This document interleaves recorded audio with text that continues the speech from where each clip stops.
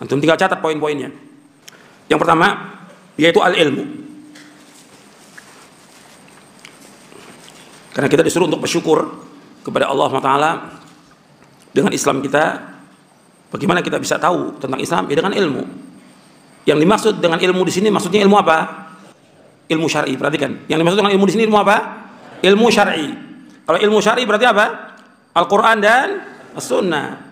Seperti yang dikatakan para ulama, al-ilmu qala Allahu, qala Rasuluhu, qala sahabatu. Ilmu itu yaitu firman Allah, sabda Rasulnya, dan perkataan para sahabat. Karena kita wajib untuk mengikuti pemahaman mereka, karena mereka yang paling paham tentang Quran dan mereka yang paling paham tentang Sunnah. Kemudian ilmu ini adanya ya di Quran dan Sunnah. Ini ilmu syar'i di Quran dan Sunnah. Ini harus kita ingat. Dan ilmu ini yang gak ada yang lain, Quran dan Sunnah. Dalam Islam gak ada istilah ilmu laduni, gak ada dalam Islam. Kan ada orang bilang, oh dia gak belajar, dia punya ilmu laduni. Dari mana? Itu ilmu setan. Gak ada ilmu laduni. Dari mana? Belajar sama siapa dia? Oh dia belajar di tempat yang gelap. Ya setan, tempat yang gelap. Dia langsung dapat, kalau dia lagi duduk begini bersila, dapat ilmunya. Itu ilmu setan. Nabi SAW mendapatkan ilmu dari siapa? Dari Allah melalui malaikat Jibril, langsung disampaikan. Sahabat belajar dengan siapa? Rasulullah SAW. Tabi'in belajar dengan sahabat. Semua begitu. Nggak ada orang bertapa dapat ilmu. Nggak ada. Itu mesti yang masuk apa? Setan yang masuk. Nggak ada misalnya ilmu. Nggak ada. Itu ilmu yang sesat dan menyesatkan. Apalagi mengatakan, oh itu ilmu laduni, belajar dari Nabi Khidir. La haula wa la quwwata illa billah. Nabi Khidir kapan? Ya Allah, ya Rabb. Ini orang keterlaluan bohongnya pada umat ini. Nabi Khidir semasa dengan Nabi siapa? Nabi Musa. Sudah meninggal semuanya, nggak ada orang yang hidup. Allah berfirman, innaka mayyitun wa innahum mayyitun. Sesungguhnya engkau Muhammad pasti mati dan mereka juga mati. Semua Nabi, semua Rasul sudah mati, sudah meninggal dunia. Yang ada masih hidup cuma satu, yang diangkat oleh ke langit siapa? Nabi Isa dengan nas dalil dari Quran dan sunnah Nabi yang sahih, mutawatir hadisnya tentang Nabi Isa di langit dan akan turun. Hadisnya mutawatir hadisnya. Diriwayatkan dari banyak sahabat, ke banyak tabi'in, ke banyak tabi'in, terus sampai dicatat oleh puluhan ulama di hadis. Sahih riwayatnya, mutawatir. Karena Nabi Isa akan turun ke muka bumi, tugasnya untuk membunuh siapa? Dajjal. Karena Dajjal nggak ada yang bisa bunuh kecuali Nabi Isa. Dari mana kita tahu? Pernah ada seorang sahabat pernah mengatakan, ya Rasulullah, ini Ibnu Sayyad ini Dajjal ini. Seandainya iya, kata Nabi, engkau nggak akan bisa bunuh.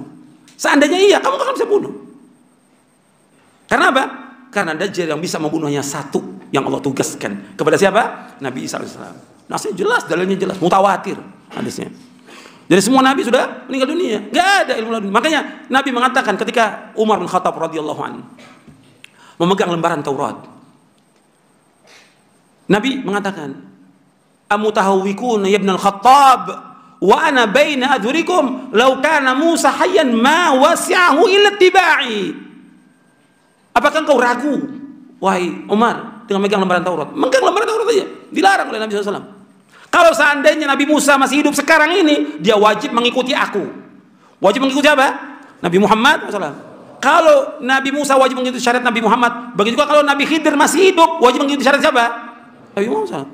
Semuanya, hatta Nabi Isa mengikuti syariat Nabi Muhammad. Makanya ketika Nabi Isa turun membunuh Dajjal, kan turunnya di Menara Putih di Damaskus, dibawa oleh malaikat turun. Sampai sana orang sedang mengerjakan sholat subuh. Yang menjadi imam, Imam Mahdi. Kemudian dipersilakan Nabi Isa untuk jadi imam. Gak mau Nabi Isa.